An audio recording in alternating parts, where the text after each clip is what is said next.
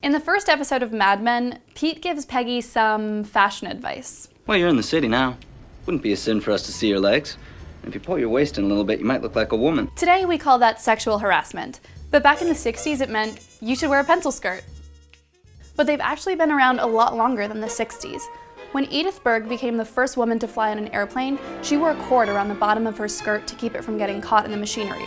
Photographs of her spread everywhere, and it said that she was the unintentional inspiration for the hobble skirt, which is exactly what it sounds like, so you can probably imagine why it doesn't exist anymore. By the 1940s, Christian Dior got rid of the excess ruffle on the bottom, and the pencil skirt was born. But the look didn't really take off until about 10 years later, when people were getting really sick of Dior's other invention, the new look. A good example of a woman modeling the new look is Betty Draper.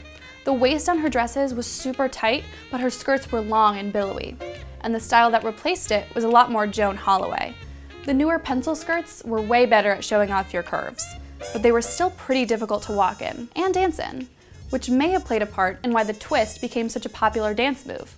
To do the twist, you didn't really have to move your legs much, as you can see when Peggy does it in season 1. And by the end of the 60s, pencil skirts were starting to look a little bit dated. And that's probably why we saw the teenage Sally in miniskirts, not pencil skirts. Same thing for Megan.